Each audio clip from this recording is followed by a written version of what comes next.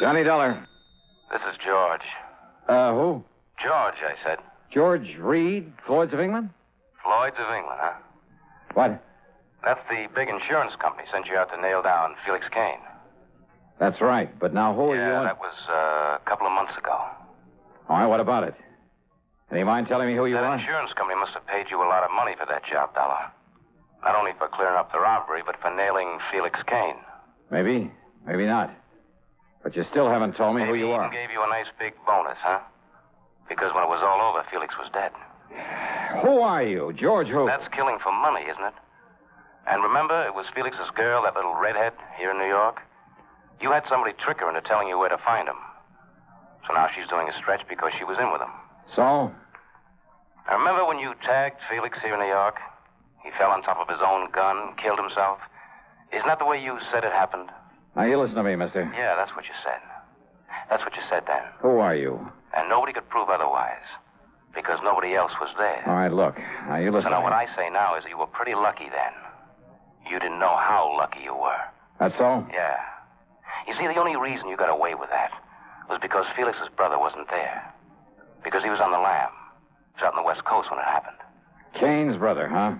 Yeah, they were awful close, Felix and his brother. All their life. Ever since they were kids. You didn't know that, huh? Keep talking. Somebody did something to one of them. The other one helped him out. Or got even for him. All their life, Dollar. Go on. So now that Felix is dead, you ought to know what that means. Because it means the other one is going to get even for him.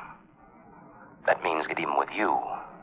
With you and anybody else. All right, you. Now, wait just a minute. Oh, you're wising up now. Yeah, I think I am. George, huh? Yeah, that's right, Dollar. My name is George. George Kane. Felix's brother. Huh.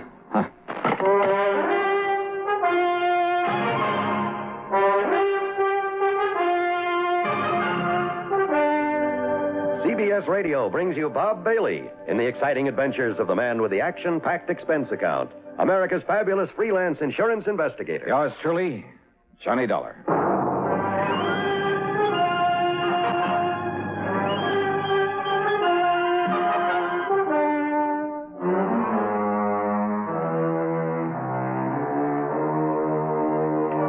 Expense account submitted by Special Investigator Johnny Dollar to Floyd's of England, North American Office, Hartford, Connecticut. Following is an account of expenses incurred during my investigation of the Killer Kin matter.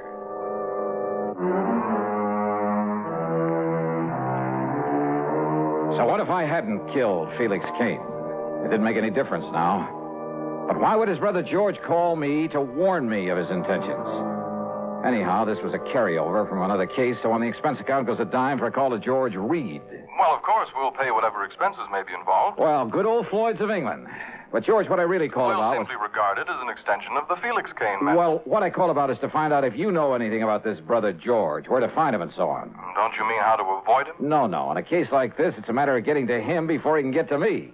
Yes, perhaps you're right. So what do you know about him? Oh, I never heard of him, Johnny. Well, then maybe I'd better go on down to New York, where the trouble with his brother Felix started, where Randy Singer at the 18th Precinct helped me to... Well, sure. What? Sure, that's where George Kane is, in New York. Yeah, 2 or 3 times he used the phrase, here in New York. Well, now, Johnny... So, George, I'm heading on down there. Johnny, listen to me. Well? You must have some police protection. Here in Hartford? Here, New York, anywhere. Look, didn't you understand me, George? I'm going down there and contact Lieutenant Singer. But if this George Kane comes here and then you come back here after not finding him down in New York... Oh, stop worrying, George. Johnny. I'll be in touch. Item 2, $6.90 fare and incidentals to New York. Item 3, $6 even for a cab into 18th Precinct headquarters. Lieutenant Randy Singer apparently knew plenty about George Kane. That's right, Johnny, and we still want this George Kane on a charge of assault with intent to kill right here in the city. But he was in California, hiding out in California, when you knocked over his brother Felix. When I caught up with Felix. Huh? Oh, yeah. You said he made a dive for you, but then tripped and fell on top of his own gun, didn't you? That's the way it happened. Is it, Johnny? Huh? I know that's the way you reported it, but, is that what really happened? Randy, are you kidding? Of course it is. Okay, I'll take your word for it. But you'll never convince George you didn't kill Felix. No, I suppose not. And he's clever, Johnny. Tall, good-looking, and very clever. Yeah? And why did he telephone me, warn me that he's out to get me? I don't know. But I know that he outsmarted us by posing as a cop a couple of times. Forged credentials and everything. And he's dangerous. Well, where do I look for him? I wish I knew. Believe me, we'd nail him fast. Well, he's from right here in New York. That's where he called me from, Randy. How do you know? Well, he mentioned being here a couple of times. The operators say it was a New York call? Well, no. Maybe he's here, maybe he isn't. With this new direct dialing system for long distance, you can't tell where a call comes from. Yeah, you got a point there. Anyhow, for once in your life, you're using your head. What do you mean by that? I mean, you're coming here and letting us go after this guy instead of trying to take him on single-handed. Oh, well, wait a minute. Now, look, Randy, all I really came here for was to see if you had any leads. Yes, sir, using your head. Yeah, any leads on where I might look for this George. So we'll just keep it that way. Understand, Johnny? Understand what? We'll run down this punk for you. I'll get out on APB and look for him and pick him up right away. Look. If he's here in town. No, wait, will you please, Randy? Meantime, you just go on back to Hartford, huh? And, maybe you better tell your police up there to be on their toes. Listen, Randy, and to be sure you do go, I'll have Sergeant Conroy escort you over to Grand Central and put you on a train. Oh, Randy, for the love of Mike, will you listen? Also, I'll notify every precinct here in New York that if you're seen around here, you're to be picked up and turned over to me. Picked up? After all, here in the clink, you'll be perfectly safe from this man. What a pal. That's right.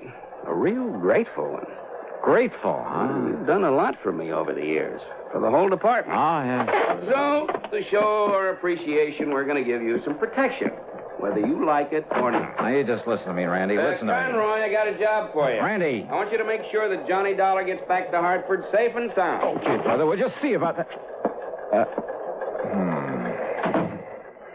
No use, Johnny. All these windows have bars on them. Yeah, so I see. So you behave yourself for once, huh? Be a good little boy and let me handle this my own way. Okay, Randy, okay. Oh, and listen. Yes? Sergeant Conroy is quite a fan of yours. Oh? So you can tell him all about some of your wild adventures on the way home. Thanks, pal.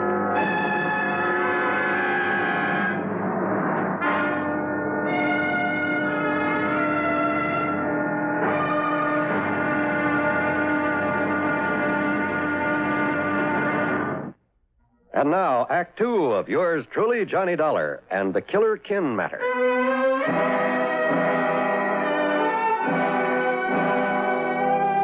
Sergeant Conroy not only drove me over to Grand Central Station, but insisted on riding all the way to Hartford with me, even to my apartment, at my expense. That's item 3, 1255, train fares and taxi. And what if it is a little irregular, Mr. Dollar, me coming up here to Connecticut? Oh, will you finish up what you was telling me on the train about the deadly debt matter you worked on last week? You just got to the part. So, item 4 is 70 cents for his phone call to Randy, telling him he delivered me safely home. And item 5 is about $3 for the good Scotch whiskey that he drank there at my apartment before I could send him on his merry way back to New York. Then, less than 5 minutes after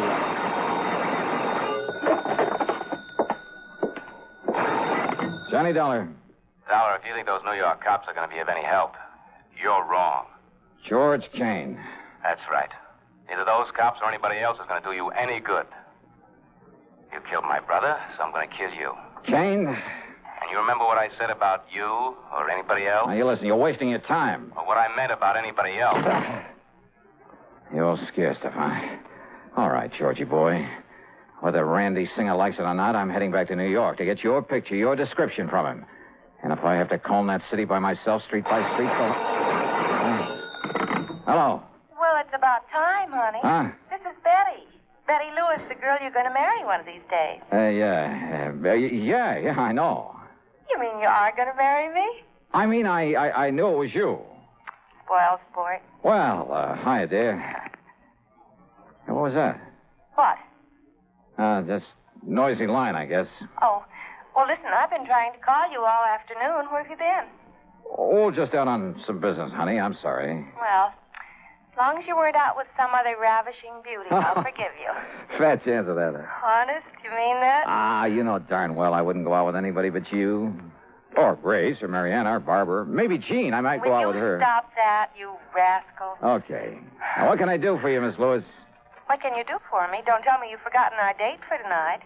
Our date? Oh, darling, why don't you ever think of something besides those crazy insurance investigations all the time, huh? I think only of you, huh? Yes. Now, listen, about our date for tonight here in New York. In New York? Yeah, that's right, for dinner in the theater, remember? Holy. Well? Oh, well, sure I do. Oh, but didn't you say you were going to be staying with some girlfriend all week and you'd let me know who and where to meet you down there? That's right. That's what I've been trying to call you for. Okay, then. I'm staying with Nancy Spaulding, remember her? Sure. And her address is 1624 McDougal Alley. 1624. It's one of those cute little apartment buildings down here in Greenwich Village. Wait a minute. You hear that again? Huh? Nothing, I guess. Yeah, okay, dear. I'll put on my Sunday best, grab the first plane or train, whichever will get me there first. Good. Only what, Johnny? Well, don't be surprised if we have ourselves a kind of police escort. Now, what kind of a gag are you cooking up? You and that Lieutenant Singer friend of yours? Maybe. Well, come running, dear. I'll be waiting for you. Yeah. Bye, hon.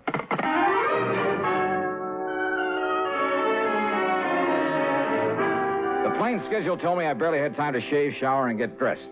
But as I finished and was about to head for the door... Yeah? Yeah, who is it? Mr. Perry, the building super. Oh. Yeah, what's up, Mr. Perry? Kind of funny thing, Mr. Dollar, and I kind of thought you ought to know about it. Know about what? You mind if I close this door? No, go ahead. Well? Well, you know that young man rented the little one-room next door for the week? No, I don't. I thought it was vacant. No, sir. I haven't heard anybody in there, so... Well, I guess he heard you all right. What? He rented the place for a week, starting last night. Yeah? So when he left in such a hurry a few minutes ago, well, I sort of come up to take a look, see what he might have thought was wrong with it. Well? You see this wire I found? Yeah, looks like the stuff the phone company used... Wait a minute. Yes, sir. It was sticking out of the wall just opposite to where your phone wires go in on this side. Sure, my line was tapped. Yeah, sure looks like It was some kind of device so he could ring me. And this man has left? Yes, sir. Maybe 25 minutes ago. Who was he? What was his name? Well, he give his name as John Jones. Oh, sure. Like he was just sort of making it up. Oh, what'd he look like? Well, I'd say about your height, Mr. Dollar, and... Well, keep talking, Mr. Perry, while I make this call. Well, his hair was darker than yours, and he had a little thin kind of mustache. The call was to Randy Singer for a description of George Kane. And yes, it tallied with the one Mr. Perry gave me of the man who tapped my phone line, who just left in such a hurry. I told Randy I was heading back to New York, whether he liked it or not, that I barely had time to make a plane, that I'd call him when I got to the apartment in McDougal Alley and tell him all. Maybe even break down and ask for his help. And all because Kane had said he was out to get not only me, but anybody else who'd had a hand in catching up with his brother. Well, the only anybody else was Betty Lewis, who'd help me trick Felix Kane's girl into showing me how to reach him. George hadn't bothered her there in Hartford because he couldn't find her. She was in New York. But over the phone, while he'd listen in, she'd given the address. During a frantic ride to the airport, I hoped, I prayed, that I could somehow reach Betty before George came. And now, Act 3 of yours truly, Johnny Dollar.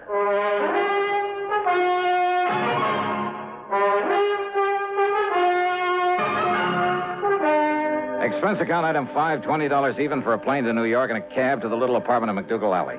I tore on up to Nancy Spaulding's apartment on the second floor. Yes, who is it? Johnny Dollar. Oh, just a second, Johnny, while I slip on a robe or something. Is Betty there? Betty, are you kidding? What? You and your practical joke. What do you mean, Nancy? Come on, let me in, huh? Well, just a second. Wait till I get presentable. Oh, come on. I got in the shower after Betty left. Betty's gone? Nancy! Well, sure, Johnny. That's why I didn't expect to see you here. Gone where? With whom? With that handsome detective friend of yours you sent over to get her. Oh, no. About my size, black hair, mustache? That's right. Nancy. Gee, why couldn't you have arranged a double date so I could trace Nancy, along with him? That man's a killer. He's almost as pretty as you are and almost... What? What did you say? That was no detective. That was George Kane. He's a killer. But Johnny, Betty thought that... Well, you told her on the phone. I know. Okay, Nancy, now listen carefully. Where did he say he was going to take her? Well, to meet you, Johnny. Where? Oh, dear, I don't know. Oh. Well, they went down and took a cab. I watched them go from the front window. Well, did you... please, think carefully, Nancy. Which way did they go? East on McDougal. Good. What kind of a cab was it? Did you by any chance get a look at the license or the driver? Yes, I did. It was Tommy. Tommy? Tommy who? You know, the cabbie who always parks in the cab stand out front this time of night. Good. Wait a minute, Johnny, maybe. What? Yes, look. He's come back to the stand again. Okay, Nancy. Now keep this door locked. Don't open it for anybody but me or the police, and I mean the real police. Johnny!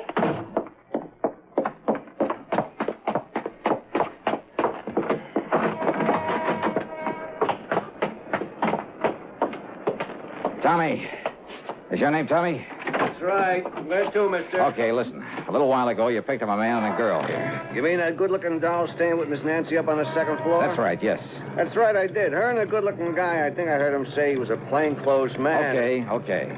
Do you remember where you took them? Why, sure, mister. You see, we have to keep a record of... Get going, Tommy. Get going. Take me to where you took them. Yes, sir. It's a kind of funny place for a couple of good-looking people Get going, please, huh? Yes, sir. Come on, step on it, will you? This is a matter of life or death. You serious, mister? Look, Tommy, that was no plain clothes man with that girl. That was a killer. You serious? Step on it. Yes, sir. But if we run across any prowl cars, mister... forget him. I'll give you enough to pay your fines for the next 2 years. Now, where did he take the girl? This section of town we're getting into looks kind of That's what I told you. It's over near the Bowery. Some dirty dump that... Uh-oh. Well, what are you slowing down for? I knew I shouldn't have mentioned it. I knew we'd tangle up with a prowl car. Don't you see the red light in back of us? Oh, yeah. Well, maybe that's the best thing we could ask for. The best thing? Come on, pull up. Let me handle it. Somebody better, mister. All right. Where the devil do you think you're going? Now, listen, officer. So it was you who had this poor cabbie tearing through all them red lights, was it? O'Reilly? Tim O'Reilly. Now, listen, Tim. Listen to me. This is an emergency. My name is... Oh, an emergency, is it? And out you come, me boy. Wait a minute. Will you listen to me, please? I will not. Come out of there and get into me prowl car in the back seat. Listen, we're chasing a killer. You can help us. I said get into the prowl car. So get in. Do I have to... Sure, yeah, okay. Tommy, look, you lead the way. Here's $20 for you. Well, thanks, but I Just don't lead the way for this prowl car to wherever it was. You lead the way to nowhere. In you go now, into the back seat. Wait a minute, now, you. Get in. Hey, just take it easy. Okay, Tommy. Huh? Get on your way. Right, O'Reilly. Oh, no. Yeah, I knew that had to be you, Johnny. Randy. I mean, charging into that cab there in McDougal Alley and heading this way. We had quite a job catching up. Okay, now, Randy, listen. Now, just calm down and take it easy, Johnny. Will you listen to me? No, because everything is under control, thanks to you. Thanks to me. But don't you understand George Kane? I mean, Betty Lewis, you know her. George and Betty. George is taking her to George someplace. isn't taking her anywhere, Johnny. Well, of course he is. I'm trying to tell you. What? And I'm sure glad you gave me that McDougal Alley address over the phone. Huh? Of course, we only went there to pick you up, but when we saw a cab taking that girl of yours and some man away... George Kane. Yeah, I kind of thought it might be him. I don't know why. And so when we trailed that cab over to some dingy rooming house over on... Well, anyway, when they got out, we got a good look at him. you caught him. That's right.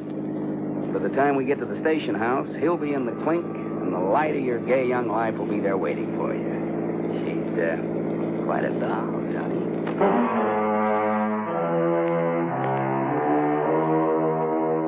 The expense account, forget it. Forget all of it.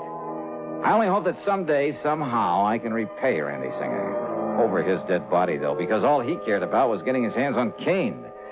And for some silly reason, he seemed to think that I'd been helping him. What a guy. Yours truly, Johnny Dollar.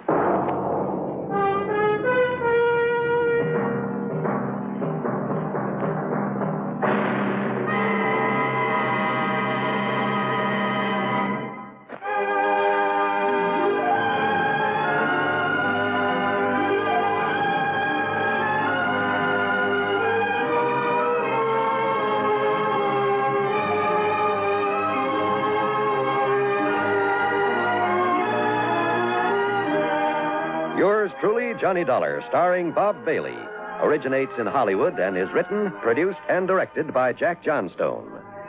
Heard in our cast were Virginia Gregg, James McCallion, G. Stanley Jones, Herb Vigran, Jack Moyles, Junius Matthews, Lillian Fief, and Paul Duboff. Be sure to join us next week, same time and station, for another exciting story of yours truly, Johnny Dollar.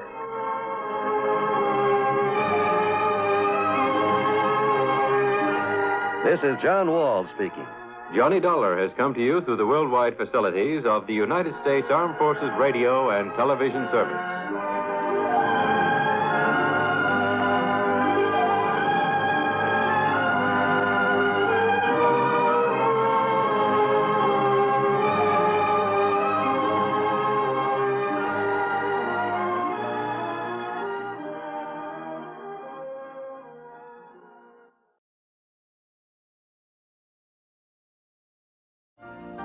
You've been listening to the OTR Gold Network. Find more classic radio at otrgold.com.